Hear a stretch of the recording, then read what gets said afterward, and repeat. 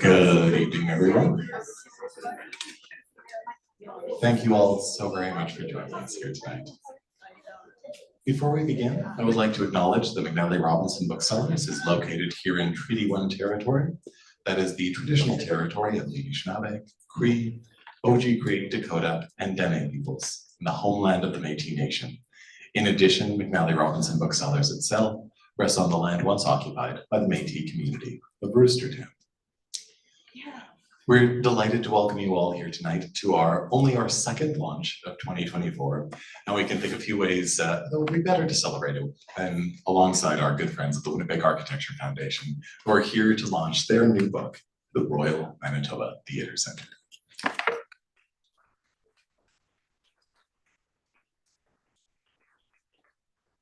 I won't take up too much of your time right now. I just have a few very quick procedural notes before I call up Susan to introduce the evening.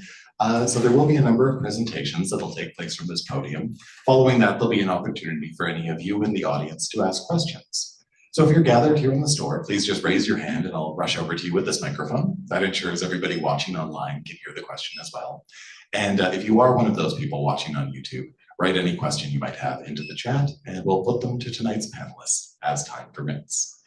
At the close of the event, we'll move along to the signing, which will take place beside our cash desk. So please look forward to some very stimulating signing procedure, which will take place at the end of the evening.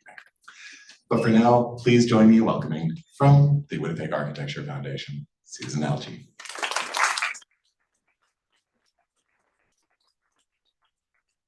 Everyone must feel much calmer now that John has spoken to us. It's the perfect, wonderful radio voice. Well, good evening, everyone, and thank you for joining us on this not so wintry evening. Since 1996, the Winnipeg Architecture Foundation has been offering public talks, tours, exhibits, and publications about Winnipeg buildings, landscapes, and designers. Historical research, oral history interviews, and our growing archives have supported this programming. We're pleased to say that the Royal Manitoba Theatre Centre is our 19th publication, and we're very proud of that fact. Coming up soon will be 2 more books, so keep your eyes on our website and McNally's to see those coming up in the springtime. The Theatre Centre has been nationally recognized for its architecture and its history, and it's been designated as a National Historic Site. As well, it's the winner of the Royal Architectural Institute of Canada's 20th Century Prize of Excellence. That's only been given a very few times in the country, and Winnipeg has 2 of those recipients, the other being the Monarch Life Building at 333 Broadway. So we should be very proud of that. Now we're pleased to offer this new book, which showcases the building's history and its importance. We'd like to thank the City of Winnipeg, the province, and Number 10 Architectural Group, who helped to support the research, writing, and publication of the book. Number 10 also shared their archival material with us, and Royal Manitoba Theatre Centre took a very important step a few years ago in that they hired an archivist who documented all of their programs, pamphlets, the model maquettes, file material, etc. You can find all of this material now at the Provincial Archives in Manitoba. It's a very rich and fascinating collection, and it was very important to completing this book. To tell you a bit about the book and the building, I will introduce our speakers and mention that the slides will be on a circulating basis so that you can see a bit of variety of the material that we've had access to. The first speaker will be Alison Gillmor, who I think you likely all know in her role as both a writer and an art critic in Winnipeg, and who happens to be the daughter of architect Douglas Gillmor, one of the founders of Number 10 Architectural Group. And then we'll hear from Jeffrey Thorsteinson, architectural historian who has worked with the Winnipeg Architecture Foundation and Parks Canada, and he's currently working on his PhD in architecture at the University of Manitoba. And some of you will recognize Jeffrey's name from our earlier book, Green, Blankstein, Russell and Associates, and our Brutalist architecture book. So we'll start with Alison to tell us a bit about the building's history and how it all came about and who the players were.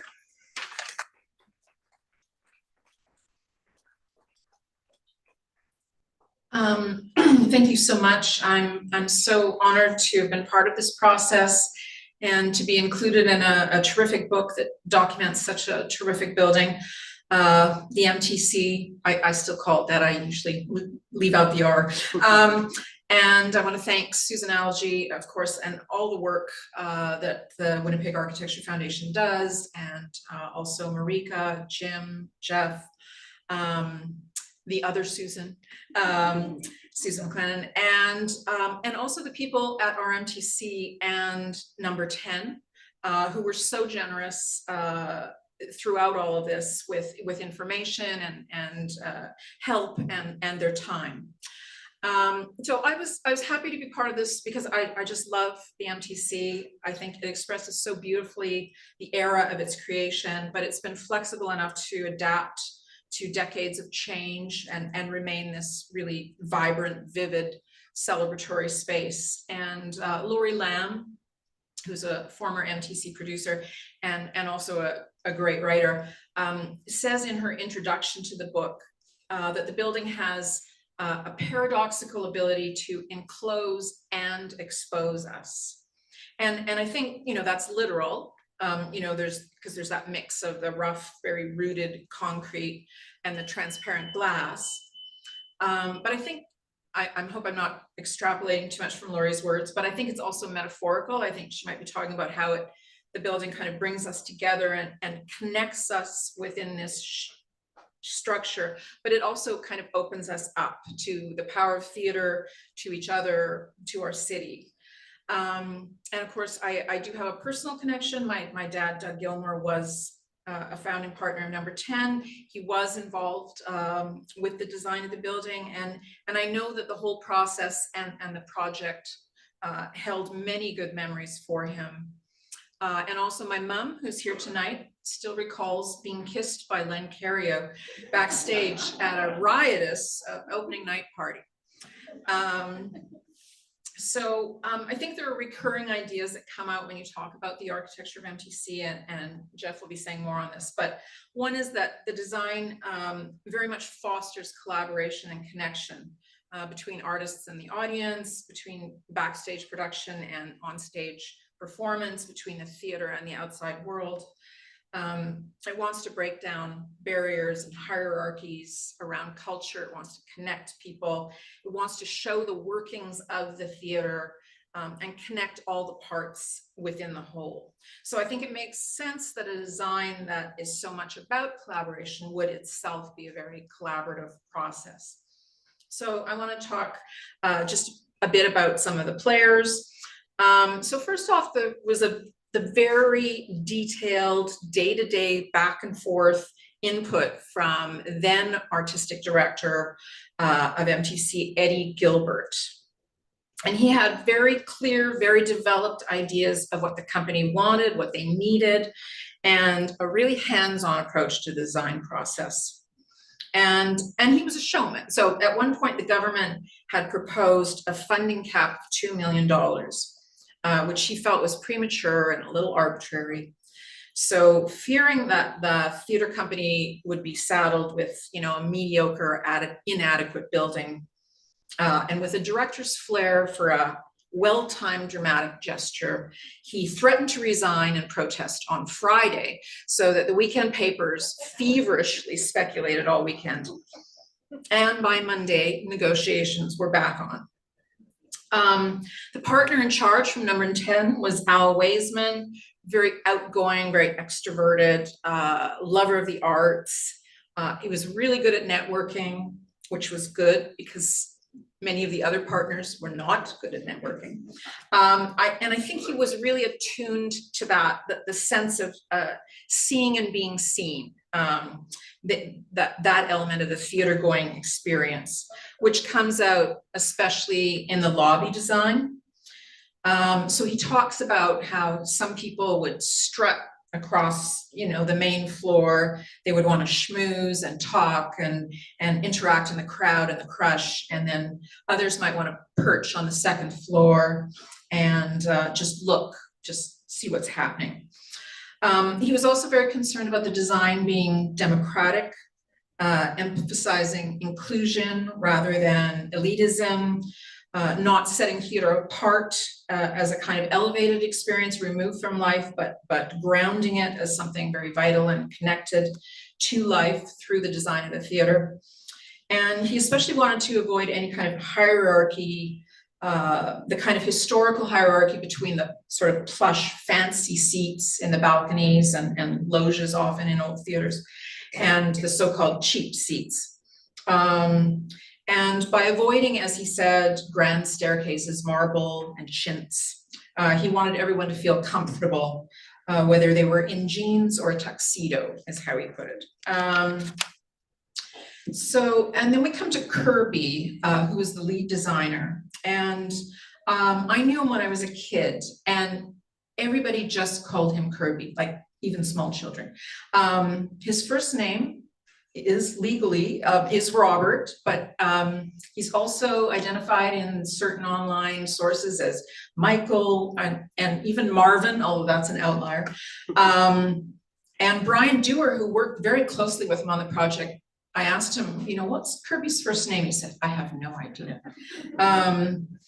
And he was very close with my dad. He had been a student of my dad's at the U of M, who brought him into number 10.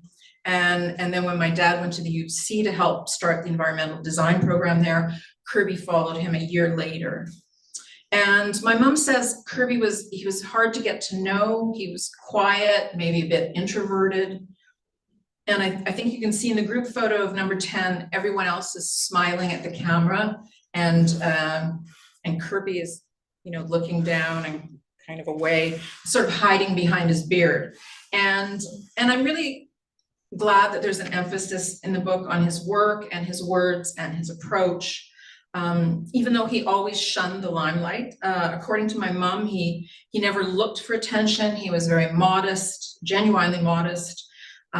He was dedicated to his work. He was very passionate about it, but it was rarely about sort of big statement structures.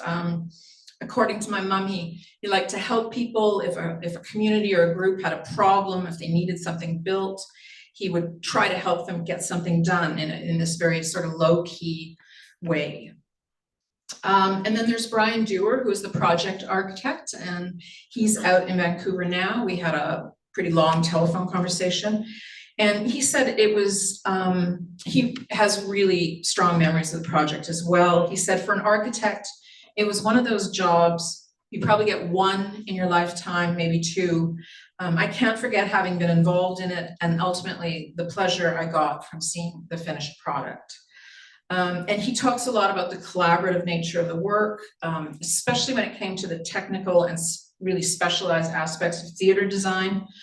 So they worked with Jean Rosenthal from New York, who was a legendary lighting designer, a pioneering woman in that field, and her associate H.R. Poindexter. They worked with Ben Schlanger, who was an authority on theater seating and sight lines, and he had consulted on Lincoln Center, the Sydney Opera House, and Robert Tanner in Ottawa, who was an acoustics expert. And Brian recalls them all meeting at Rosenthal's summer house on Martha's Vineyard, which just sounds really glamorous and fun. But he also remembers like a lot of hard work, long hours. He said it was very time crunched, kind of pressure project. And in what I think might be like the peak prairie architect anecdote, he says he remembers feeling rather forlorn. He was working late Saturday night, all by himself in the office, because everyone else had gone to the curling club. So I don't know if architects still curl. I hope so. So we have this really talented team, but of course it takes more than that to get the project done. So I just wanted to go a bit into the social and cultural factors.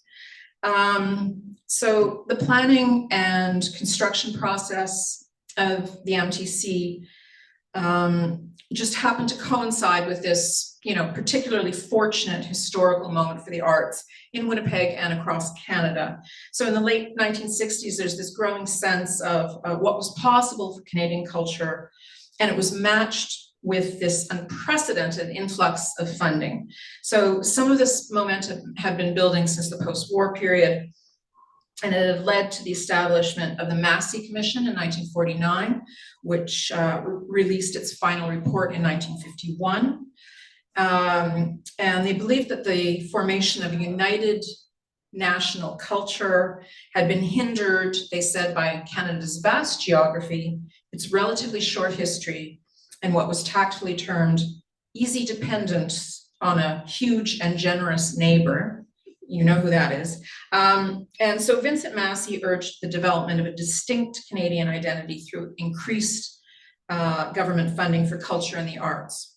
So one of the key recommendations, of course, was the establishment of the Canada Council in 1957, and that included an arm that laid out practical steps for developing professional English language theatre, especially in the regions. And that's us, we're the regions.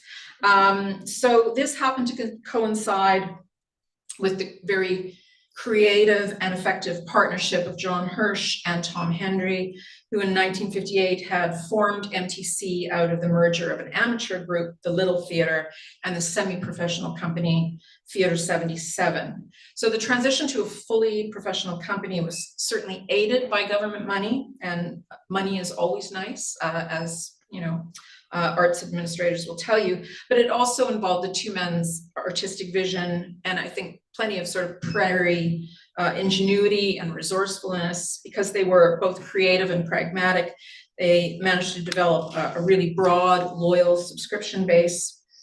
And who was more loyal than a Winnipegger heading out for a night at the theater when it's minus 28? I mean, we're a city enriched by the loyalty of our cultural supporters. So by 1961, the Canada Council was holding up MTC as the model for the Canadian regional theatre.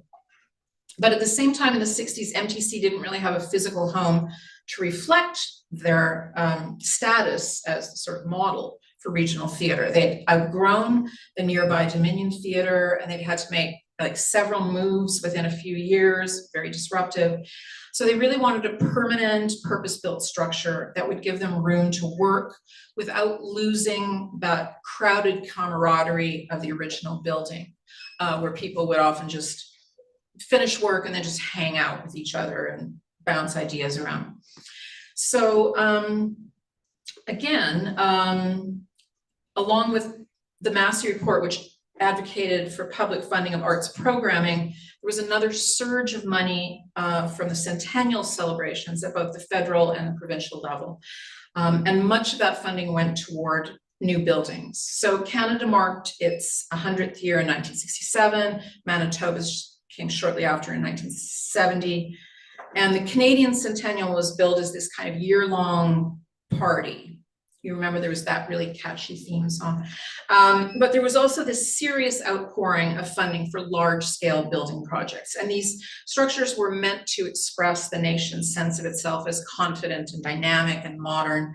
So all over the country, there's new airports and auditoriums and libraries and art galleries and sports complexes, and a few small offbeat projects.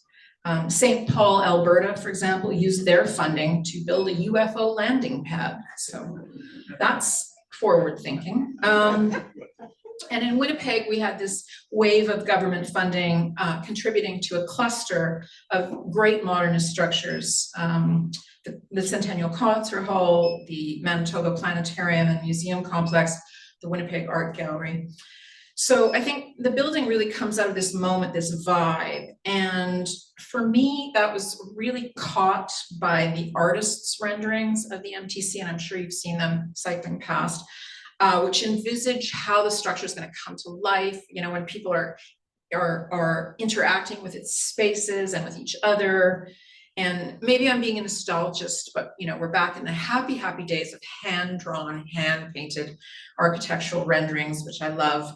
And these are so quintessentially late 1960s. They're just so groovy, like there's no other word for it. Just the colorful curving drawing style and the fabulous clothes. And it's just like total yellow submarine kind of coolness.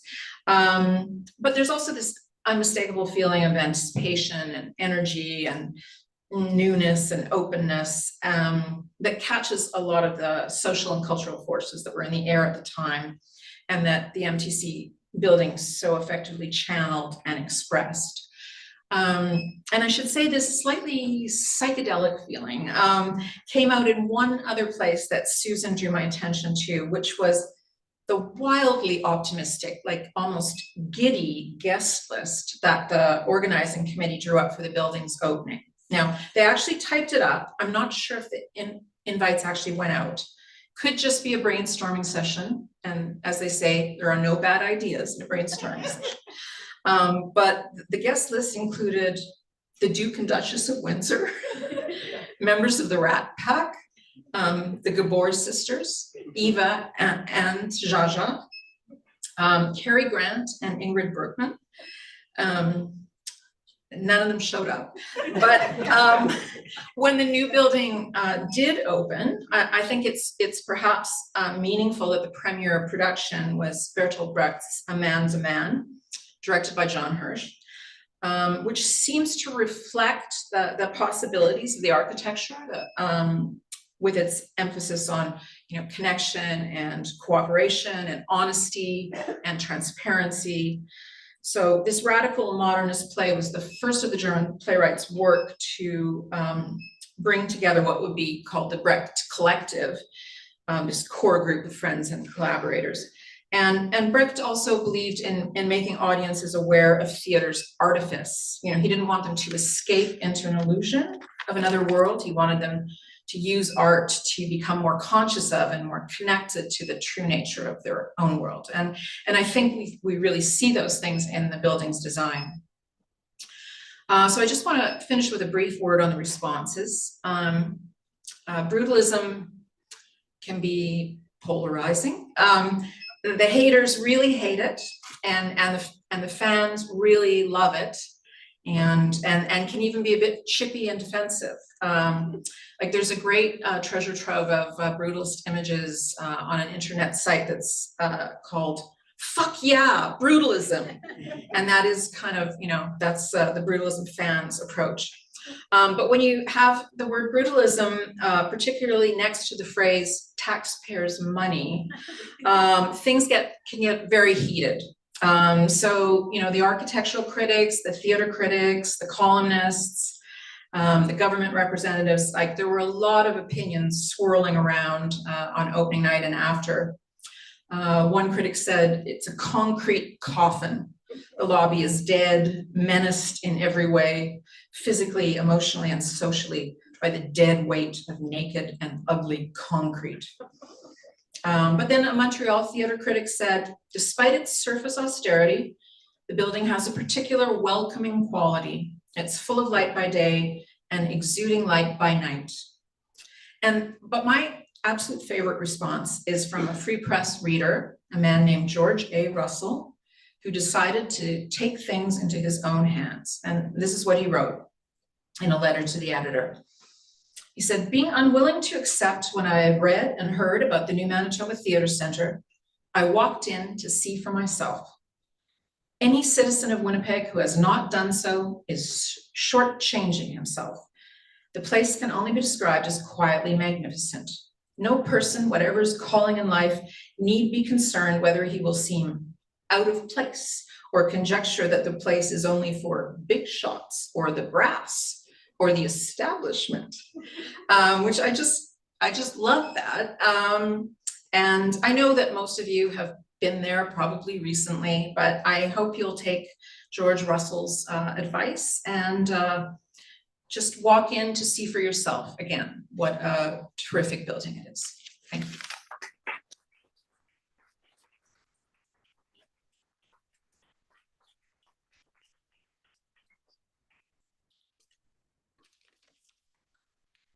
Well, thank you all for being here today, and thank you, Alison, for your great presentation there, and also to Susan for shepherding this project, for contributing to it, and also for shepherding the Winnipeg Architecture Foundation, which I'm immensely grateful for as a citizen, but also as someone who's had a chance to work with the foundation.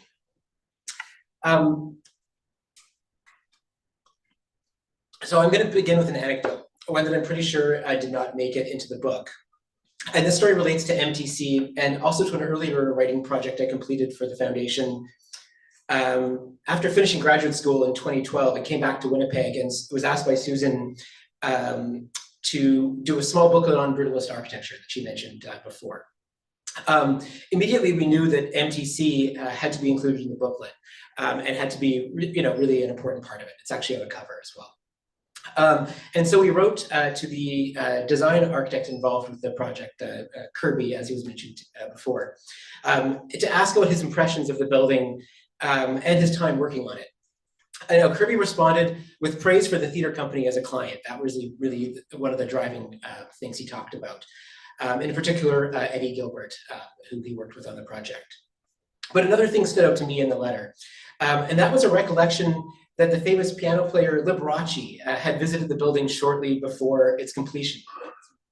And that he came away, apparently, Liberace, offering a real praise for the building. Now, as has already been alluded to tonight, brutalist architecture has not always met with receptive audiences. And it struck me as particularly interesting and unusual that Liberace, who in my mind, I didn't know much, but he noted, rhinestones and silk, that kind of thing, was apparently fond of this really cutting edge, naked concrete architecture that he saw at MTC. Now that fact stuck in the back of my mind. And oddly, in writing the chapter in this new book on the Theatre Centre, I really kind of wanted to get a handle on what, if that story was true, and I'm sure it must be, why it might have been true. Now in doing this, I built on a fair amount of familiarity that I gained with MTC over the years between the two projects. For a few years, from about 2017 until 2022, I taught a topics course at the University of Manitoba Faculty of Architecture on brutalist architecture. And every time I taught the class, except for, I guess, one COVID term, we always included a tour of MTC for students. And we actually did the same thing teaching at U of W as well. And the students were always really excited and engaged to get to see the building. And I'll say MTC has always been very inviting to everybody, to all the students, to really get to know the building and experience it throughout. And in those tours, I really learned to kind of love the building more than I had in the past. I also got to know more about brutalist architecture and to realize how brutalist architecture, it's been called a polymorphic and self-contradictory approach. That it's something that is both one, but also is really manifested in very different ways by architects who often didn't think of themselves as working in that style. They thought of it as modern architecture. Also the local conditions. So we see brutalist architecture in places like India, in Brazil, that are very much shaped by those contexts. And in this case, I think this building is very much shaped by the local context, to the neighborhood, the city, and also the client. And I also examined a lot of archival, historic, and journalistic texts on the building. And these all kind of shaped my understanding of it. And what I came to realize was how much the building that we're talking about today, MTC, is both a very exemplary specimen of brutalist architecture and also very much its own unique case, one that's kind of filled with contradictions that enrich it and make it something really special. And that also says something about what brutalism means too, I think, in an international context. So I start off by asking in my chapter, what is brutalist architecture? Well, it's really two things at once, so that's already complicating the picture. First of all, it's a term that was popularized in the mid-1950s in Britain by a group of young architects and artists as well, importantly, who were centered around the architect couple, both in practice and in life, Peter and Alison Smithson. These figures introduced the concept of what they called new brutalism. In English, the term was used in Swedish before, but we'll ignore that. And they used it for a term that they, as a term to describe what they called a new seeing of the ordinary. This approach was informed by an array of sources, including the French art movement Art Brut, associated with Jean Dubuffet, and also the concrete architecture of people like, in particular, Le Corbusier and also Louis Kahn in the United States. And while they discussed new brutalism as a warehouse aesthetic, it was not so much a codified style as it was a call for a kind of honesty. What they called seeing and using materials for, quote, what they were, the woodness of wood and the sandiness of sand. And that's a quote that I've seen repeated in discussions of brutalism, but it's interestingly something that also Gerard Pelletier, the Secretary of State for Canada, used almost exactly that same phrase in talking about MTC, which is kind of an interesting parallel there. Now, the second thing brutalism is, and eventually became in the 1960s, and really the later 1960s, is a kind of codified architectural style or an aesthetic. And this style was pioneered by Corbusier, who I mentioned before, the famed architect who, in the wake of the Second World War, abandoned his earlier fondness for what's been termed light, air, and openness, as it was designed in the early 20th century, early modernism, for something different. In lieu of that kind of evanescent style of tubular steel, white painted surfaces, and glass, came to what some, in particular Siegfried Gidding, called, quote, the reinvigoration of the wall. That's really the use of thick masses of materials like concrete, or which is termed béton brut, to create buildings with a new textural richness and a feeling of weight and substance. Even you can kick the building, right, and it won't make any damage. Interestingly, this approach itself was shaped by Corbusier's interest in and experience of North American infrastructure, even more than architecture, it was infrastructure. Things like dams, and I think maybe importantly in Canada, grain terminals. Europeans were just obsessed with these grain terminals in the Canadian West, and then Canadians kind of became obsessed with the fact, they were obsessed with us. It was kind of a funny moment in the 30s. Now, to come back to Liberace, brutalism, or new brutalism, had within it a deliberately provocative quality, being a name, an approach chosen to contrast with other new isms of the 1950s in modern architecture. And those includes the new humanism and the new centralism, which actually is an approach that I think sounds more like Liberace to me. And for the new centralism, you can kind of think of the interior of the concert hall with its red carpets, right? And its kind of curvilinear forms and rich surfaces that are painted, right? And that are not bare raw concrete. But what all of these approaches shared was a desire to respond to modern life and to modern needs. Indeed, the Smithsons and British Brutalists in particular fused their interest in this honest architecture they wanted with an interest in the life of the street. So in Britain, they kind of brought the streets into the sky, as they called it in their projects. And they really wanted to invite the street into the building and vice versa. And also what they were doing, which is really an English version of pop art. You can see that in people like Eduardo Paolozzi, the artist. Now, the connection between the designer of MTC, Kirby, and English brutalism is very vague, and I would say to the point of non-existence. But by contrast, as a student at Cambridge, Massachusetts, he attended MIT in the years before working on MTC. He would have known very well Corbusier's only building in North America. That's the Carpenter Center for the Arts at Harvard University. And you can, if you look at the Carpenter Center for the Arts and MTC, you can very much see the similarities, and in certain facade elements are kind of reproduced. But I think there's actually, MTC, I think in many ways is a better building. And I think it's also something more fun and more rooted in the life of the street, and even has a bit of a pop feel that calls to mind that kind of English brutalism.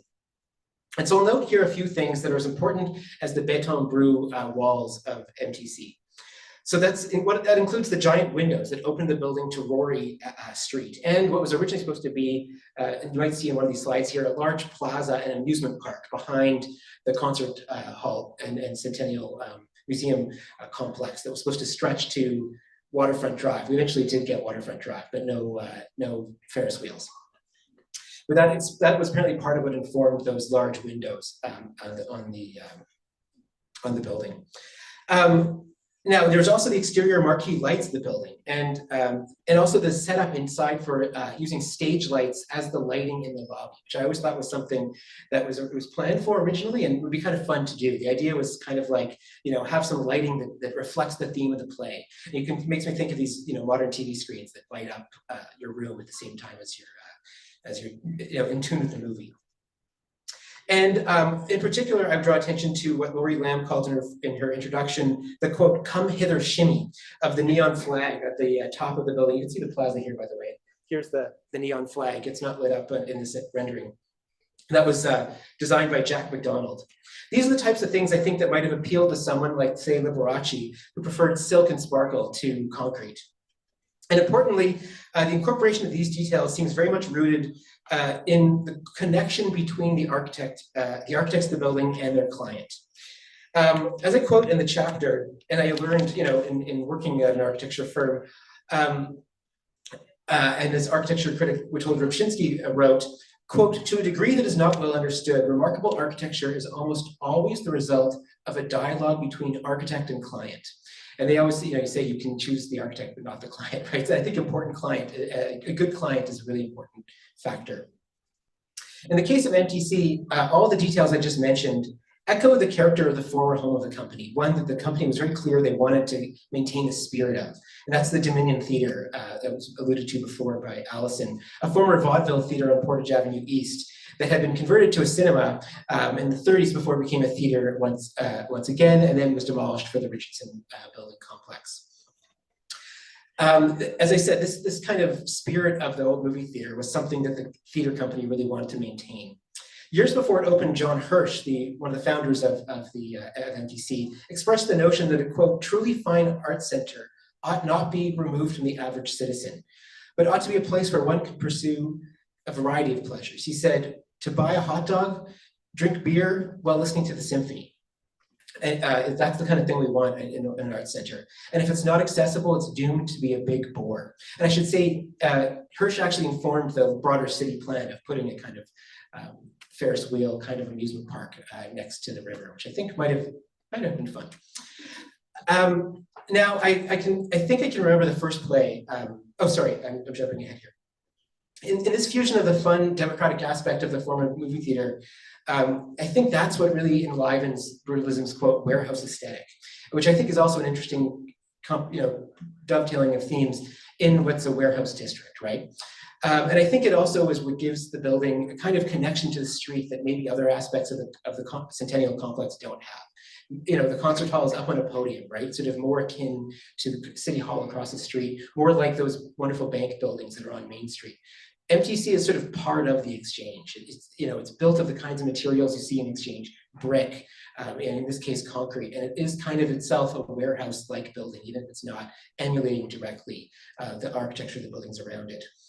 And then you add to that this kind of proletarian love of real materials, things as found. And I think that was a great quote by Richardson that you mentioned, Russell, sorry, about getting to know the building and not having these kinds of hierarchies within it.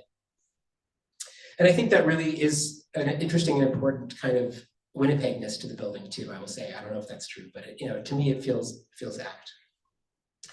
Now, I think I can remember the first play I saw at MTC, which was Picasso with the Lapin Agile in 1996. Somehow that one sticks out to me in particular.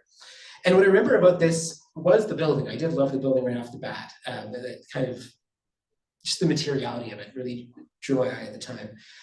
But beyond enjoying the texture and the kind of design of it, I remember two other things. Firstly, the play, which I think is important. The play was really what stood out in my mind. And then secondly, just the feeling of being in a lobby that's alive with people and with chatter and with light, kind of a warmth that drew you in from outside, even before you entered. And I've had that experience even just walking by it, and I'm not actually going to the play, I'm going to non-such or something like that. You just sort of feel almost like you're part of what's happening inside the lobby. In this way, the concrete of the building is not so much heavy or ponderous or oppressive, other words that have been used for brutalist architecture. But it's something more quiet, more like a stage set or a background that you're invited into to kind of perform or be in.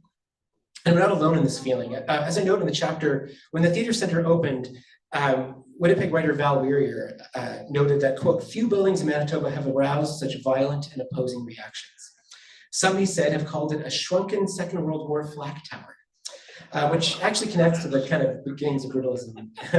But over time, Weir pronounced he said it begins to grow in you, particularly the way it allowed people, including the actors, to take the starring role.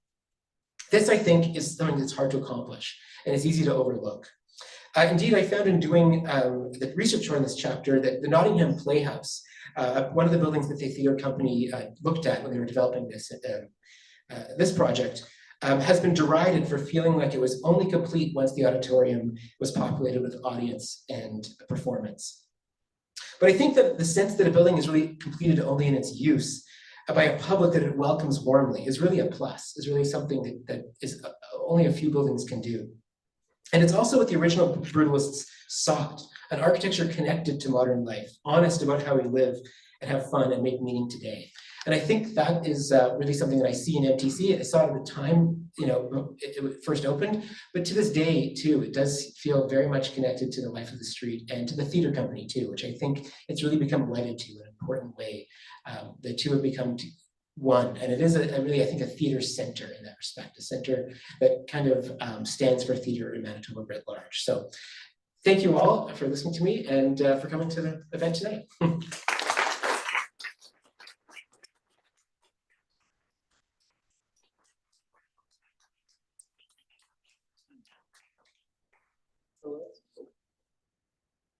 One moment. That's a little bit better. So as mentioned previously, there will be time for questions. So does anybody in the space have a question? If so, we'll call up one of our preeminent panel members to address it. Yes. Can you speak a little bit about the wood simulated, what do you call it, like curves that are ingrained into the concrete? And I think that was an intention to soften the concrete effect. Any thoughts on that?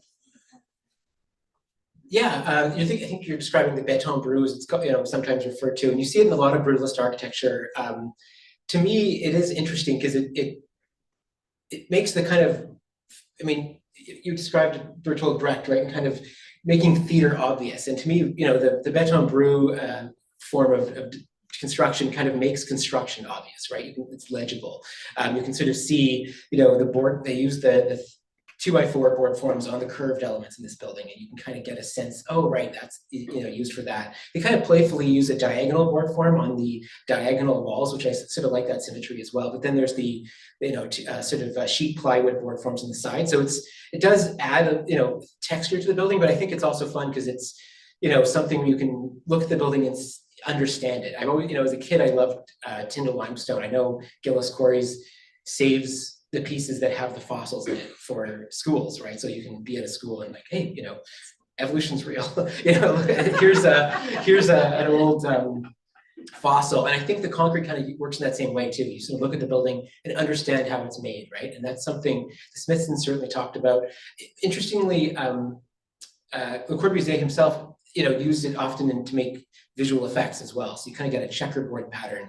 And he found that originally from looking at American dam projects. I think there was an Hungarian-American engineer, Roland Wank, who made sort of dam buildings fun, right? Or dams by playing with concrete in that way. And then I think it's kind of interesting how that work informed all these later projects. I will say too, one thing I think about when I think about brutalism, in particular corduroy concrete, which we don't see in this building, but it's kind of an even more textured concrete, is that it takes a lot of work to do it, right? And I think sometimes there's, supposedly Ginger Rogers said, she had to do everything backwards and in heels. And I think on a project like this, it was Trident Construction, is that right, who built this? All these people on the ground had to do everything, backwards and in wood, right? So it's also important to think about the people who built the building too, so.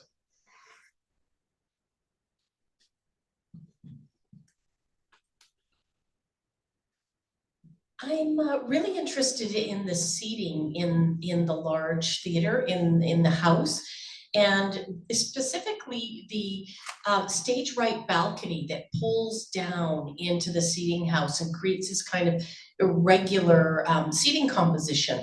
And I've never seen that in another theater, and I wondered if any of you had any insight into the design intentions around the balcony. Melissa, did you want to say something about the balcony for us?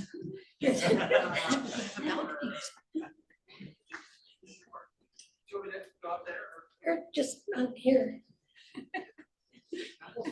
Melissa works at the Royal Manitoba Theatre Centre. Well, gosh. it is very unusual to have the left loge, as we call it, like come out into the audience. And what we always tell people, and I hope it's right, Jeffrey, is that it was all part of this idea of breaking down the hierarchical style of most proscenium theaters. When you think of the concert hall or the Pantages or the Burton Cummings Theatre, they have these like balconies and tiers, and you know, the cheaper seats are at the top and they're farther away. And so this idea of like breaking that apart and bringing part of the balcony forward was a part of that design. And I think it was, part of it came in conversation between Ed Gilbert and the architecture team of like, how can we bring it forward? How can we break the form? And like, I also feel like it's a bunch of weird people from the end of the 60s who were like, let's do something crazy. And so they did it. And what is cool about it is that when we have a house full of people, those seats in the left loge are, you know, they're A+ seats. Like they're the same level as sort of rows 6 through 9, I think, for the most part. And there's a story, Stephen Shipper, who used to be the artistic director, who would always tell about how laughter would sort of start up there, because folks on that side of the theater would sort of see something first, and they would laugh, and it would sort of like roll around the theater in this weird way that only the bizarreness of the balcony would kind of create. So I have never seen it anywhere else either, and I've been in a lot of theaters, but it all came from that idea of like breaking down barriers and making it Manitoba's theater center. Everyone's welcome there. Thank you. Yeah, I'll just add, according to, discussions with Kirby, like he met with Gilbert, Eddie Gilbert, almost every day for a month with a different model of the seating arrangement, really trying to play with it. So I sometimes think of, they talk about slow food, like this kind of slow architecture. Having worked at a firm, that's not the sort of timelines we were dealing with. And I think having time to hone something is also really special, and it can come up with different solutions. And they were always talking about breaking down that barrier between actor and the lack of proscenium was a big question in a lot of theater design at this time. So something like the Nottingham Playhouse I mentioned before, was a big thing that they didn't have the proscenium, and are they going to have it or not? And how to kind of be modern and connected in that same way, but also not lose what's special about theater. So I think it kind of does come out of that experimental process. Yeah.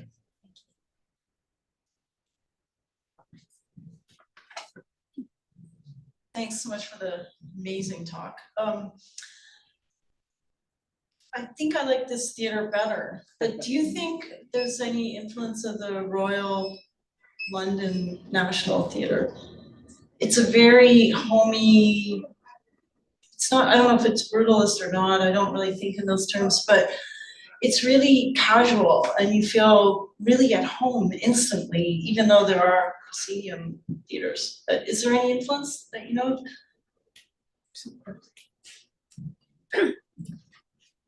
Well, I'm sure they did have familiarity with it and picked up some of the ideas. We were very fortunate a few years ago to receive a number of books from Number 10 from their library. And in it are some of the books on theater that I believe they used in thinking about designing RMTC. And to the side, it was really nice to be able to look at the sign-out cards, the traditional library sign-out cards, and see the names of the architects that we've mentioned today. And so, of course, they were looking at those theater designs, including the stuff that came from London.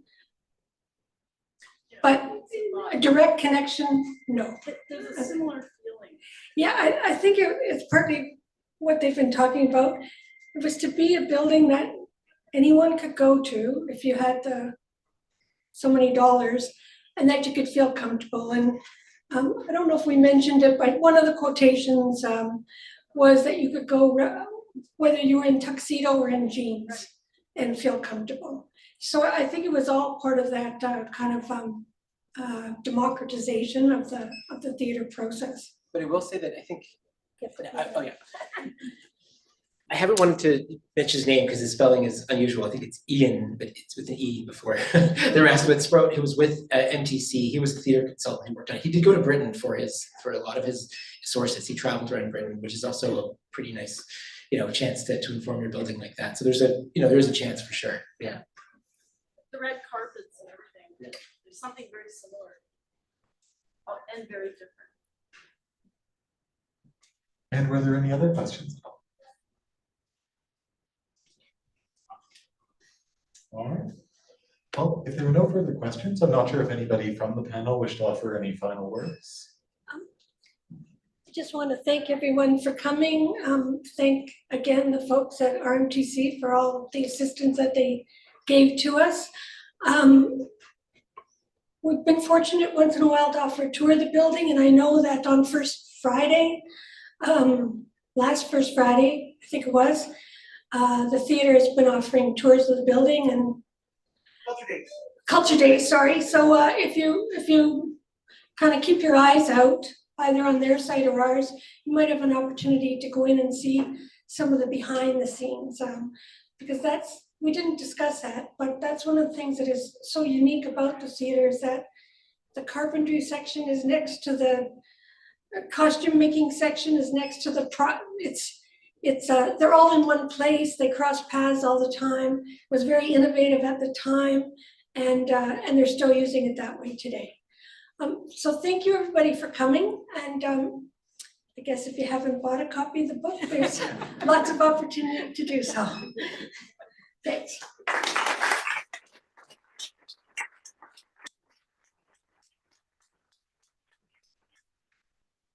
Thank you very much to all of tonight's speakers, contributors, and to all of you for your questions and attention. We will be moving along to the signing portion of the evening right now, so we'll be relocating our contributors to a table just beside the cash desk. There are plenty of copies of this book there and on our cash desk.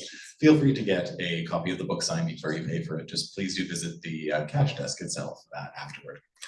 We're so very grateful to the Winnipeg Architecture Foundation for publishing this and so many other incredible books, and of course to RMTC for existing in the first place and in such a beautiful building. We've hosted offsite events there, and I will admit part of my ulterior motive for that was just to be able to run around backstage and actually spend time with the building. So it's been thrilling to listen to so many people here speak of its legacy and creation and the incredible life that it's had. So thank you all so very much for joining us here tonight. Please have a wonderful evening.